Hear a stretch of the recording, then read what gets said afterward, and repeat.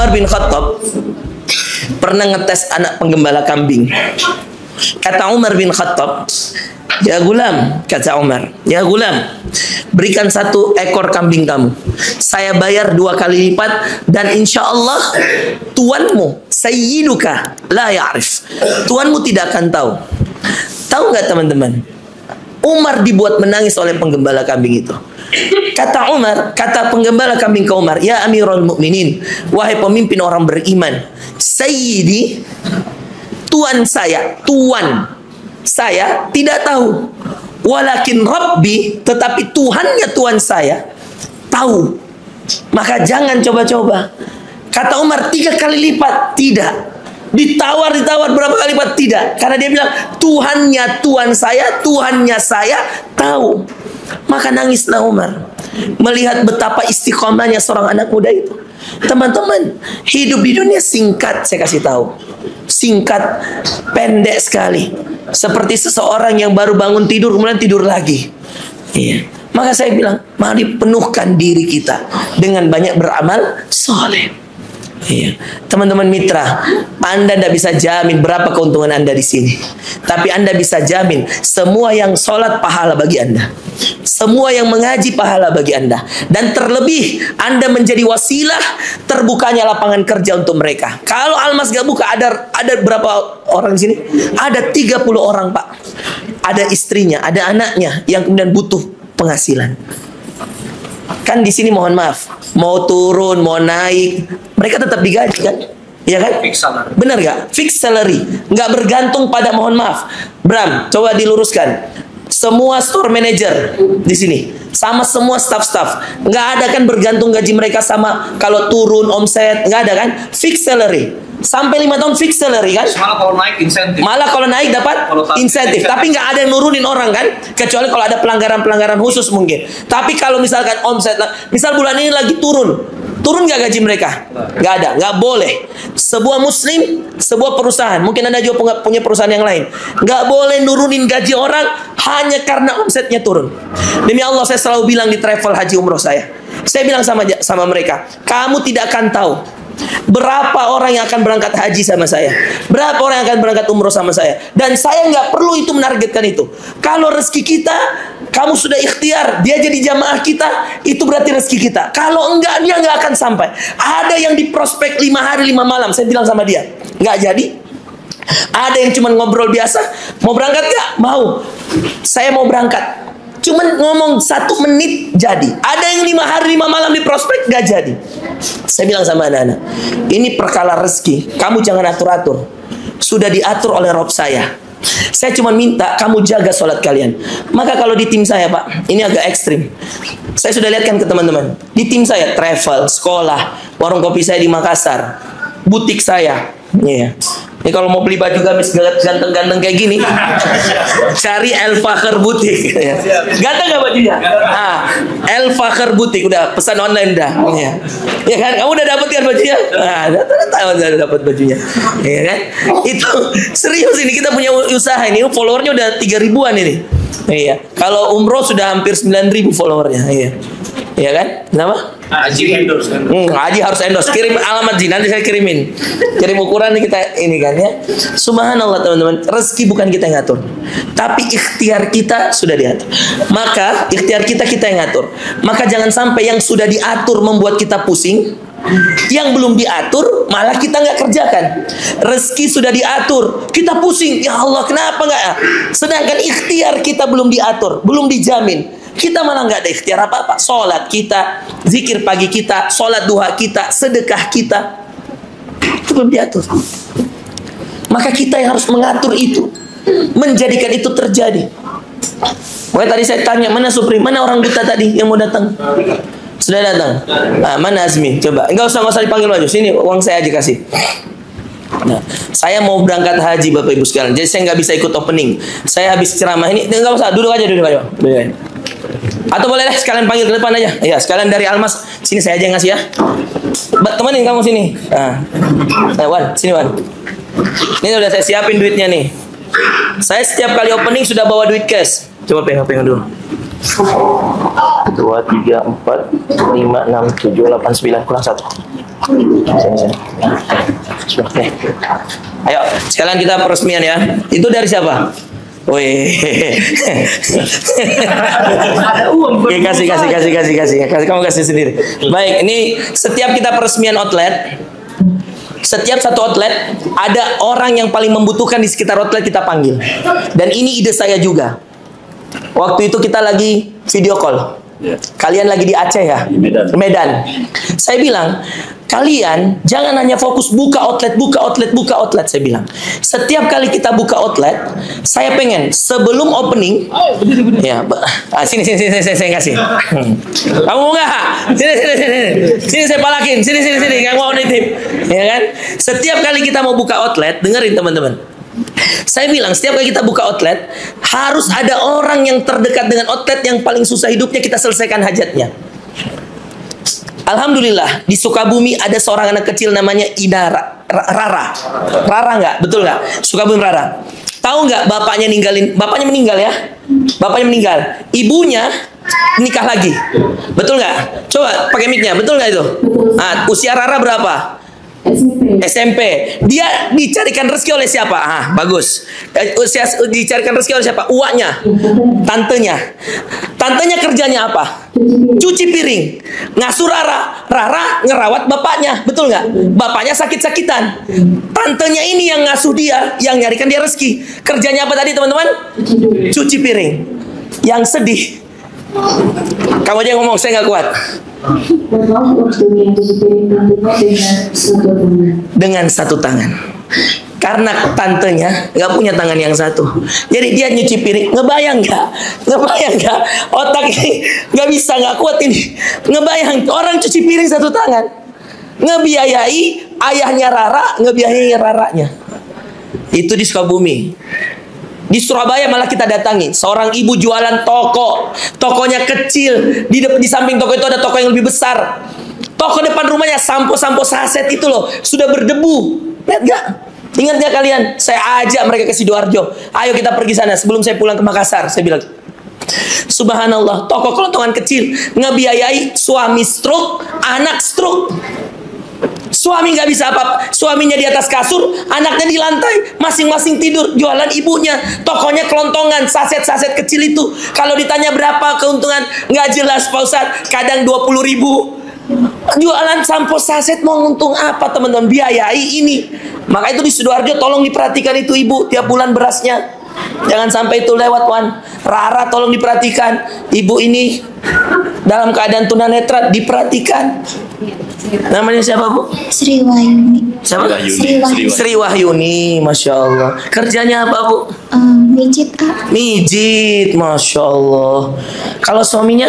Sama, mijit juga. Suaminya tunanetra juga? Iya, sama. Oh, Masya Allah. Mana suaminya? Nggak datang? Lagi nongok AA-nya. Lagi nengok AA-nya. Baik. Ibu, ini ada titipan dari Almas, Ibu. Ini berapa? 7 juta rupiah ini, Ibu. Ini dari saya 1 juta, Ibu, maaf. Dari Ustaz Randy 500. Dan dari teman-teman ini, Insya Allah ini sekalian, Bu, nggak tahu jumlahnya berapa, Ibu, pegang aja semua. Ini uang biru sama uang merah, tahu kan? Iya. Ya, jangan. Subhanallah. Namanya orang tunanetra itu perasa betul-betul, saya yakin. Ada yang mijit saya kemarin di Bandung, yang dipanggil sama siapa waktu itu? Benny, itu orang tunanetra, Masya Allah. Pijitannya itu tahu titik-titiknya, bayangkan. Allah ambil penglihatan satu nikmat, Allah titip 2 kali lipat dirasa. Jadi dia pencet ini, Ustadz ini titik ini titik ini, tahu dia. Subhanallah. Iya begitu, Bu ya? Iya. Walaupun Ibu nggak ngelihat, Ibu bisa tahu yang mana yang sakit orang itu. Iya kan, saya belajar dulu sekolah kan. Di Wiataguna kursusnya. Masya Allah. Alhamdulillah. Punya rasa teman-teman, Insya Allah. Ya, Bu ya. Kita foto dulu, Ibu. Iya, dari sini aja udah. Fotoin. Subhanallah. Nggak ada yang kebetulan. Iya. Outlet kita ini 108. Surah dalam Al-Quran 108 itu Al-Kautsar. Inna a'tayna kal kautsar. Fasalli li rabbika wanhar. Inna syani'aka huwal abtar. Betul ya? Ya. Tahu enggak teman-teman? Ini kita sekarang tanggal 4 Zulhijjah. Tanggal 3 Zulhijjah. Masuk tanggal 4 nanti malam. 31 Mei. Tanggal 5 hari Kamis Juni, saya sudah arahkan seluruh staff, seluruh owner, CEO, dan bahkan seluruh mitra-mitra.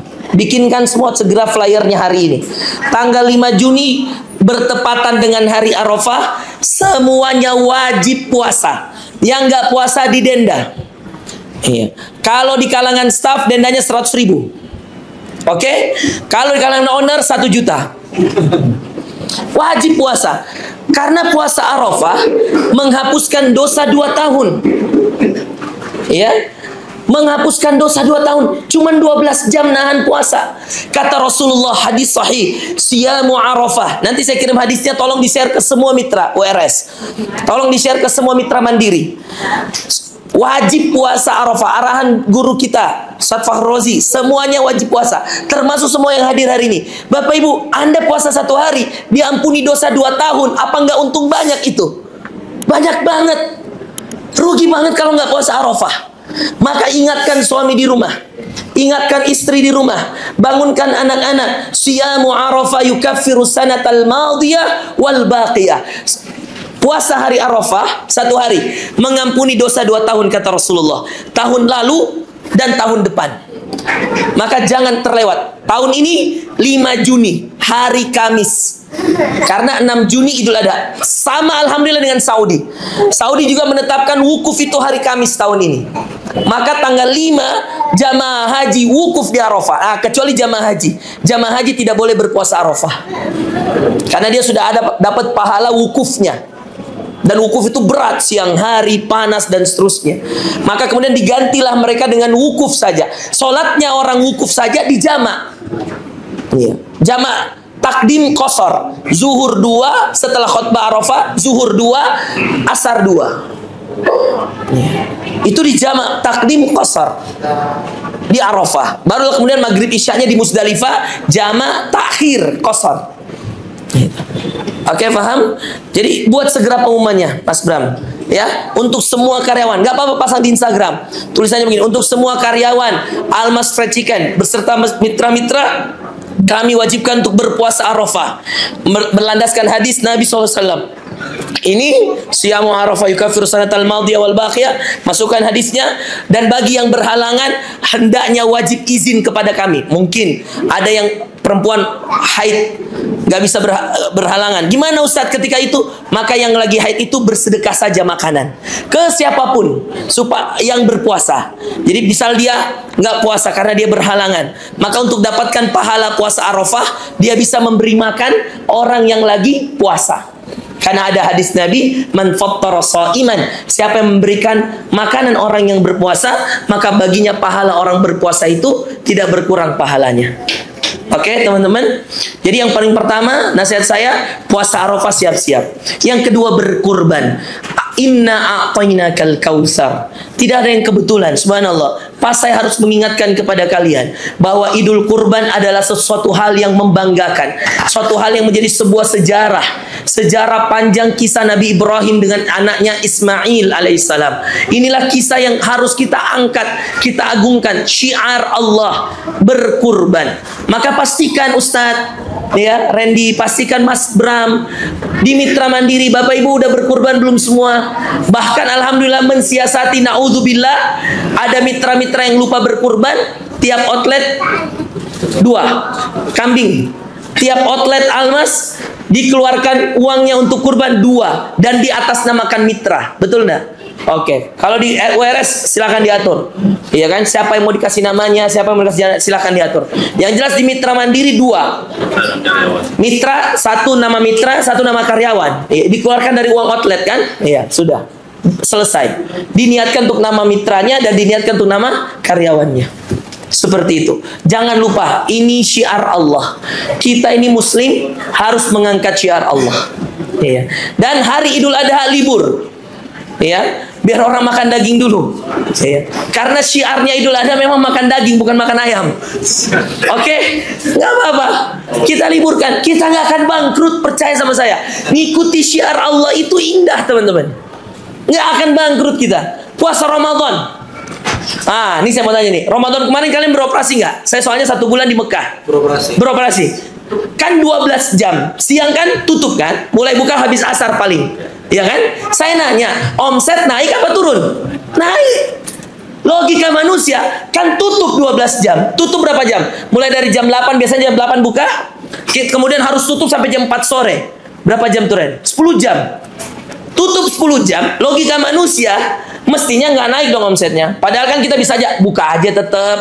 Kenapa? Kan ada yang haid, ada yang safar. Oh enggak, kita nggak usah. Gitu. Buka habis zuhur aja atau habis asar. Jam 2 siang kemarin kan udah cocok karena orang persiapan buka puasa. Apakah kita rugi ketika kita yang tadinya buka jam 8 harus kemudian bukanya jam 2? Oh, enggak rugi kok. Namanya bulan Ramadan. Siapa yang punya bulan? Allah. Siapa yang punya syiar? Allah. Ada nggak rugi kita? Nggak ada. Tanya aja Bram. Naik apa turun omset? Naik. Kenapa naik? Karena orang pada buka puasa di rumahnya. Bungkus take away, masya Allah. Iya. Jadi tenang aja teman-teman. Ikuti syiar Allah itu indah, bahagia. Nggak pusing mikirin omset. Rezeki omset kita udah ditakdirkan Allah. Berapapun yang kita dapat berkah. Orang-orang juga karyawan udah pada sholat. Kita juga udah nyiapin musola yang nyaman. Udah tenang kita. Orang mau datang, kalau dia nggak sholat ya itu urusan dia. Kita udah siapin musola. Kita udah siapkan tulisan di bawah. Masih ada nggak tulisan itu yang mohon maaf kalau di jam-jam sholat? Masih ada kan? Itu wajib ada setiap outlet. Bikin, ada kan di dekat kasir. Mohon maaf di jam-jam sholat mungkin pelayanan kami agak terlambat karena sebagian staf kami langsung sholat. Maka diaturan setiap outlet itu, diatur. Siapa yang sholat duluan? Laki-laki duluan misalkan. Nanti setelah laki-laki gantian dia jaga kasir. Ya kan, perempuannya lagi sholat, gitu caranya tuh, diatur. Kecuali kalau ada perempuan yang lagi halangan ya, dia nggak di situ aja terus gitu. Diatur itu perlu dibikinkan SOP biar tenang kita. Enak hidup kita, duit masuk berkah. Orang udah sholat kita dapat pahala, ya kan, nyaman. Itulah Muslim, berusahanya ibadah. Apa berusahanya ibadah? Bukan hanya sekedar dagang. Gitu. Paham ya teman-teman? Jadi yang pertama puasa Arafah, titip. Yang kedua kurban. Bahkan ada hadis Nabi, dengar ini ngeri sekali hadis Nabi. Kata Rasulullah, "Man istata'a an yudhi wa la yudhi wa lam yudhi fala yaqrabanna musallana." Kata Rasulullah SAW, "Man istata'a an yudhi," siapa yang mampu berkurban, wa lam yudhi, dan dia tidak mau berkurban, fala yaqrabanna musallana, jangan dekat-dekatkan dia di masjid-masjid kita. Artinya apa teman-teman itu? Dikategorikan dia sebagai orang munafik. Dikategorikan dia sebagai musuh Allah. Kata Nabi, jangan biarkan ada orang mampu berkurban lalu dia nggak berkurban dekat-dekat dengan masjid kita. Itu kode keras dari Rasulullah bahwa orang ini orang yang berbahaya. Karena dia mampu dan dia nggak mau kurban. Itu ciri-ciri kemunafikan. Naudzubillah. Iya. Bahkan kalau kita mampu kurban lah, saya ambil 1 sapi, 1 kambing, gitu loh. Titip 1 di kompleksnya mama saya, titip 1 di kompleksnya mertua saya, gitu so caranya. Bahagia. Dan kalau bisa ada kompleks orang tua, dahulukan kompleks orang tua udah. Kalau masih mampu, kompleks sendiri 1, kompleks orang tua 1, kompleks mau. Jadi saya ambil 2 kambing, 1 sapi saya. Di kompleks mertua 1 di sini, 1 di kompleks sendiri. Jadi enak kita. Iya. Paham enggak? Jadi di tempat kita ada daging kita, kurban kita, kalau masih mampu ya. Di tempat orang tua ada kurban kita, di tempat mertua ada kurban kita, gitu loh. Gitu. Kalau mampu, kalau nggak mampu 3, 1 aja nggak apa-apa. Kambing aja 1 cukup. Untuk semuanya.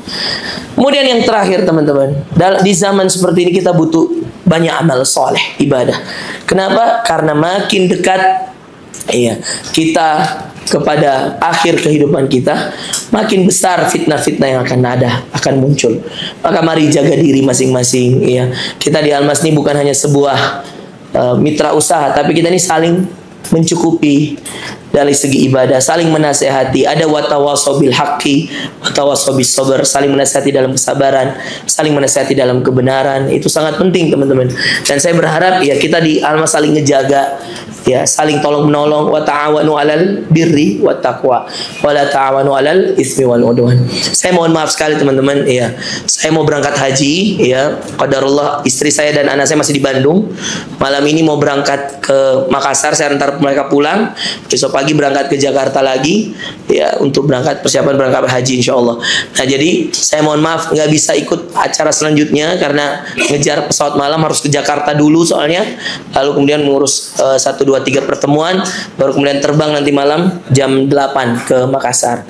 Ya saya mohon maaf nggak ikut acara selanjutnya, saya langsung pamit ya, mohon maaf ya sekali lagi teman-teman. Tadi saya request untuk dimajukan karena ya tadi sebenarnya saya tidak mau datang karena saya bilang wah mepet waktunya, tapi saya bilang ada musola yang harus saya marahi ya kan, ada Reni harus saya tegur, saya bilang harus saya datang, kalau nggak saya nggak datang banyak yang nggak deal tadi. Nah, mitra-mitra udah deal kasih space buat sholat, itu keren loh teman-teman, kamu keren banget kalau bisa ikhlas, udah Ustaz kasih yang nyaman buat sholat, oh itu keren banget.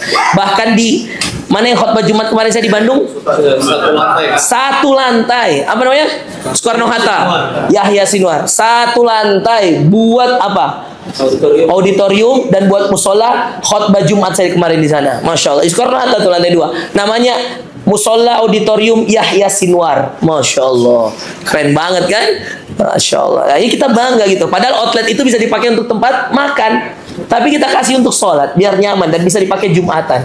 Jadi daerah Soekarno-Hatta kalau nggak bisa Jumatan tulis di situ. Nah, cuman saya saran di situ kan ada logo Almas kita depannya tuh. Nah, tambahin satu akrilik tuh di bawahnya. Tulisannya tersedia masjid lantai 2. Nggak usah musola. Kalau musola dia bilang kecil, masjid lantai 2. Karena di situ sudah harus ada sholat 5 waktu berjamaah. Rahmat guru. Mana rahmat? Nah, tuh, mat. Ya kan? Tersedia masjid di lantai 2. Di bawah logo tuh. Di bawah logo. Jangan pelit-pelit. Tersedia masjid di lantai 2. Orang langsung mikir kalau masjid pasti besar. Jadi dia dalam satu mobil misalkan banyak keluarganya langsung singgah. Gitu loh. Dan yang selanjutnya orang-orang, bahkan kalau ada orang datang ke Almas cuma mau numpang sholat, numpang toilet, kasih. Itu udah menolong orang, nggak apa-apa. Dia nggak beli apa-apa, nggak apa-apa. Ada orang nanya, mau sholat, numpang sholat boleh? Boleh. Makanya sebenarnya semua akrilik setelah ini harus ada tulisan tersedia musola. Wajib sebenarnya itu. Wajib banget itu. Tersedia musola. Kamu nggak akan rugi kalau pasang itu. Di pulsa itu guru. Udah ada belum di sini? Belum ada kan? Coba kamu pasang, buka jam 8, tutup jam 24. Dunia. Supri guru. Dunia. Cari duit. Coba kamu tulis tersedia musola akhirat. Supri guru. Pelit kali. Kau taruhlah di bawahnya itu sedikit. Kau buka jam 8. Supaya apa kamu taruh buka jam 8? Supaya orang tahu, oh jam cari duit saya jam 8. Egois sekali kita sama Allah. Ya Allah. Benar gak? Beda kamu dengan KFC apa?